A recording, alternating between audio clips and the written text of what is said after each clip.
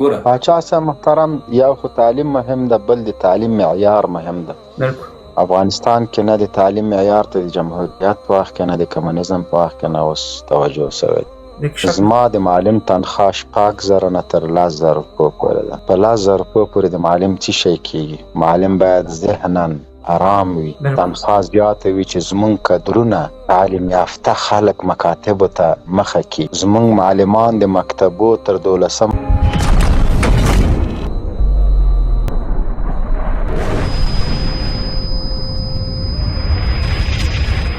ولې په داسې بد حالات باندې ده.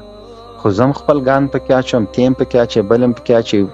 حکومت دومره توان او واس او توانایي نه لري، یا فکر نه درته تر اوسه پورې ته لاړ شه د کابل د سیند په غاړه تېر شه چې نفس دې وځي که نه دومره باد بوی کوي. دا د کابل د سیند اوبه به خلکو څښلې، نن راسه وګوره څه حال ده.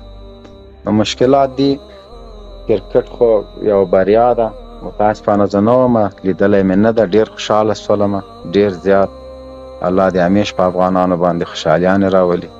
مننه موبین صاحب. زما زوی نن یو ورکوټ زوی مې دی، د 8 کالو دی، فقط یې نن مکتب ته نه وتلی. ټلیفون راپسې وشو، وایي دا ولې نه دی راغلی. حالانکې موږ دا فکر کوو چې نن رخصت دی، نن مکتب نشته دی. موږ سره په هغه کلنډر هم صحیح نه وکتلی.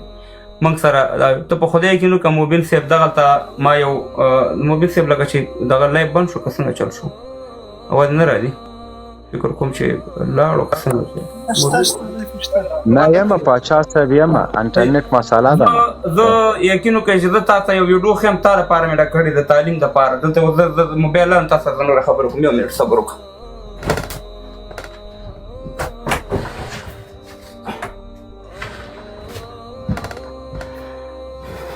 موبین صاحب یو خبره خو دا ده چې اوس خو زه عمرې ته ځم، عمرې ته د خیره. نو چې عمرې ته ځم، دا خو په مکه کې کیمرې لګېدلي دي، عکسونه ایستل کېږي، په مدینه کې هم دي.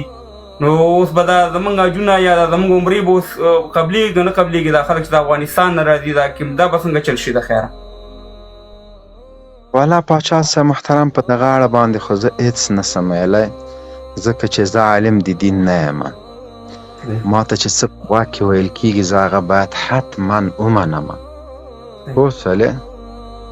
نو کاشکې چې ما علم درلودلی، نن مې درته پوره وضاحت درکړی وای.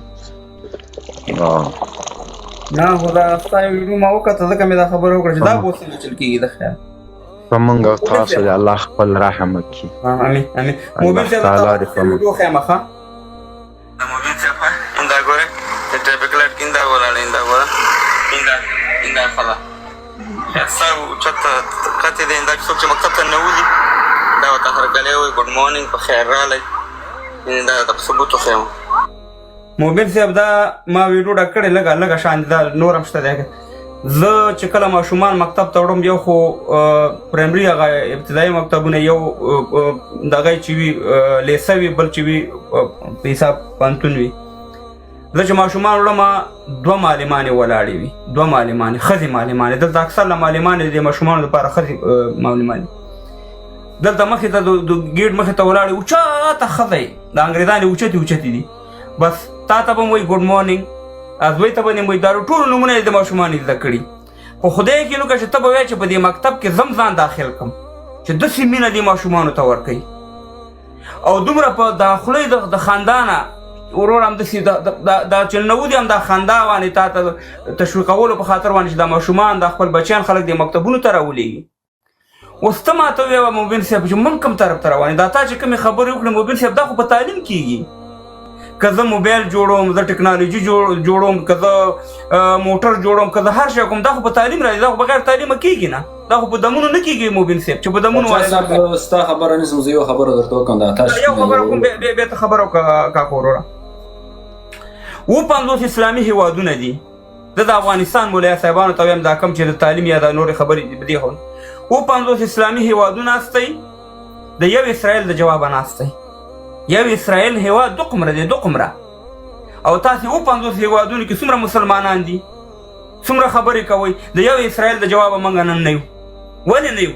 خو تعلیم نشته که نه؟ هغې تعلیمونه کړي. دلته په ښځه او نر باندې تعلیم چې دی، دې خلکو دا کړی چې ته تعلیم ونه کړي، تا نه پرېږدي. ستا بچی چې تعلیم دلته ونه کړي، هلک او جلۍ، تا پسې حکومت راځي، تا حکومت نیسي. ته به خامخا دلته تعلیم کې. نو بغیر تعلیمه خو دا شی نه کېږي نه. دا کوم شی نه چې نن زما دا پړګی هم کافرو جوړ کړی، زما دا جامې هم کافرو جوړې کړي، دغه تسبیح هم راته کافرو جوړ کړي، دغه 4 کیمرو والا موبایل چې دی دغه هم راته کافرو جوړ کړی، دغه سړکونه هم راته کافرو جوړ کړي. ما څه شی کړی؟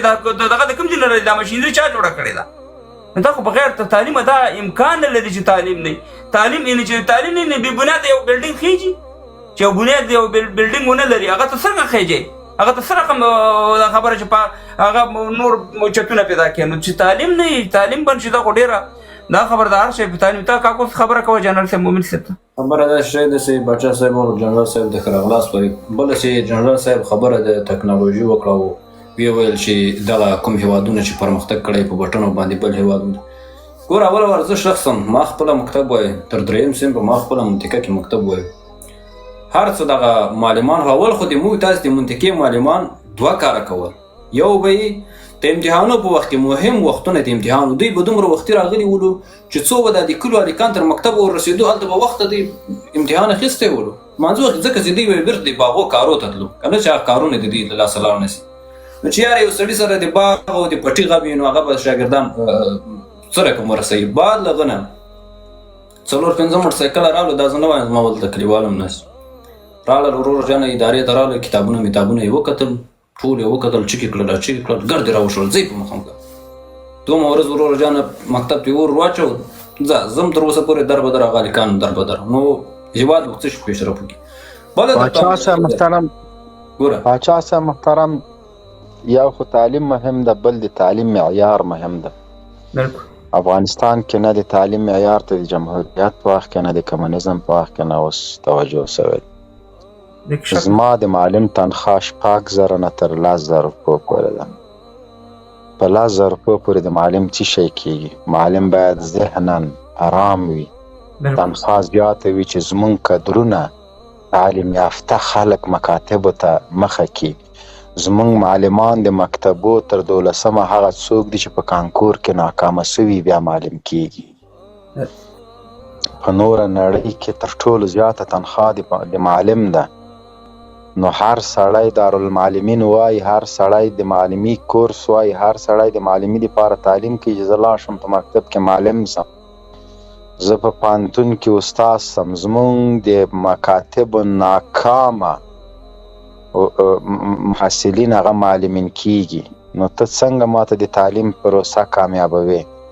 څنګه ماته تیاره جوړې؟ څنګه ماته ټانک جوړې؟ دا ټول عمر دا د ما زوی هم لاړ مکتب ته، د تا زوی هم لاړ، د بل هم لاړ، 12 مې ویل، 12 نه پوهنتون ته لاړ، پوهنتون نه دکتورا وکړل. اصلي د تعلیم معیاري کول چې تر څو خلک تشویق سي، استادان ښه استادان. ما پاچا صاحب مکتب ویلې موبایل صاحب ته خبرې کوي، دا ته یو مرګلي کړی چې په جرمني کې د یو معلم د ما د الله 15,000 یورو ده، 15,000 یورو د میاشتې. سوچ کوان دا د نور خلکو تنخواه ته 10 روپۍ ورکړي، 10 روپۍ هغه خو د هغې د ګېډ هم نه کېږي، ګېډ هم نه کېږي. مهرباني صاحب رافت آمد کرایه نه کېږي، معلم په بایسکل ځي ورځي. وروره پاچا صاحب زه 5م صنف د مکتب کې هم په ما تبه راغله، زما استازو هغه په بایسکل باندې شاته خنجوغه کې کېنولم، زه ډاکټر ته بوتللم، ډاکټر ته یې بوتللم، اشرفخانې ته بیرته په بایسکل باندې راوستلم. که دغه معلم موټر درلودلی زه به په موټر کې وړی وم، په بایسکل کې ما خپله هغه رایادېږي چې دا معلم د ما ستمېده. یعنې زمونږ معلمان داسې نه دي، د مونږ معلمان د پلرونو حیثیت مونږ ته لري، او ټول معلمان هم داسې تر اوسه پورې هغه خاطره د ما له یاده نه وځي. نو که چېرته هر معلم هر استاد له خپل شاګرد سره دغسې یو برخورد وکړي او سبا د همدغه مکتب شاګرد ولسمشر سي، ته څه فکر کوې چې دا استاد به خپل په دې اوږو کې نه وي؟ موږ خو چې مکتب ته تللو وروره ګله دا سوټي به او دا د زده نه ده او دا لرګی به، خدایه زه به دې مکتب ته نن بیا څنګه ځمه؟ کوتک بازی به وه، کوتک. بیا نو د استادانو د مقررۍ دپاره په نوره نړۍ کې څومره قوي معیارونه دي چې له هغه نه هر سړی نسي مخکې تللی. پاکستان کې د یو استاد تنخواه پاچا صاحب په اوس وخت کې 1,00,000 افغانۍ ده. 1,00,000 افغانۍ. بیا دا استاد ته 80 کلن سي، له مکتب نه ریټایر سي، عمر تیر سي، بیا دا په شخصي مکتبونو کې 1,500,000 روپۍ اخلي. ولې؟ وای دا تجربه لري، د معلمي کړې ده. بیا دا وروره چې څومره د دې عمر پخېږي د دې تنخوا زیاتېږي. 1,500,000 په خصوصي مکتب کې اخلي، 80,000 80,000 پنشن اخلي. نو ولې به څوک معلمۍ ته نه ځي؟ هندوستان در واخله، ملیشیا چې په نړۍ کې نن سبا په اقتصاد او په بانکدارۍ کې ټولې نړۍ ته استادان ورکوي، د هغه ولسمشر نن نه 15 کاله مخکې چې د معلمانو تنخوا 3 چنده کړه، مظاهرې سولې. چې کله مظاهرې سوې ولسمشر ورته وویلې وایي زه ښه استعفا کوم، زه ځم. تاسو پوه سئ، دا ملت پوه سه، ما چې د معلم تنخوا زیاته کړې، معلم د ما ورور نه ده، زوی مې نه ده، خوارزاده مې نه ده، د دغه ملیشیا خلک دي. همدغه ملیشیا ته بیرته دا پیسې وړي. دا له هېواده بهر ما معلمان نه دي راوستي. ولس یې قناعت ورسره وکړه، ورته یې ویل چې بیا 20 کاله یا 14 کاله یا 15 کاله بعد بیا زه د ده نتیجه در کوم که زه ژوندی وم. که مړ وم بیا تاسو په خپله نتیجه وګورئ. اوس په نړۍ کې ملیشیا په اقتصاد کې، په بانکدارۍ کې خلکو ته انجینران او کدرونه ورکوي، اقتصاد پوهان ورکوي. ټوله نړۍ کې په IMF کې، په ورلډ بینک کې سرچ وکئ، د ملیشیا د پانتون د اقتصاد فارغین پکې کار کوي. په هندوستان کې کوي، په دوبۍ کې کوي. په هغوی ایډوانس کې خلک ورته وایي سته د سږ کال فارغین استادان ما ته راولېږه. هماغه د ملیشیا ولسمشر ته چې له پانتون نه څوک فارغېږي ورځي په قبر ګلان ږدي. اوس هغه مړ ده، خو نن د ملیشیا اقتصاد پوښتنه په نړۍ کې وکړه. نو ستا مشکلات ستا پاچا صاحب، موږ چې تر څو یو د بل احترام نه کو، یو د بل خبرې وانه ورو، یو د بل عزت ونه کو، یو بل ته په درنه ونه ګورو. پاچا صاحب ته ما ته خبرې کوې ضرور نه ده چې زه د تا ټولې خبرې ومنم، خو کوم چې د منلو د هغه خو باید زه ومنم. دا نورې کېږدم هېڅ یې منم نه، خو تا خو خفه نه کړم. که د منلو نه وي یو دم د منلو نه وه بیا دم خفه نه کړم. مونږ خو وروره که د منلو یي که نه د تعصب له وجې نه یو په بل باندې رد کوو. نو ذاتي الله پاک د خپل رحم وکړي. دلته جان احمدی ورورم راغلی، دا هم خبرې کوي مبین صاحب ته راسره او خدای شته چې اوس خو مخامخ شو په لایف کې چې نن زه ډېر ټلیفونونه ما دلته شوي چې مبین صاحب څنګه شو، څه دغه شو. بیا ما هم درته په وټساپ کې مې درته میسج پرېښی و، کتلی و دی نه یې کتلی؟ هو میسج مې پرېښی، میسج دې پرېښی و.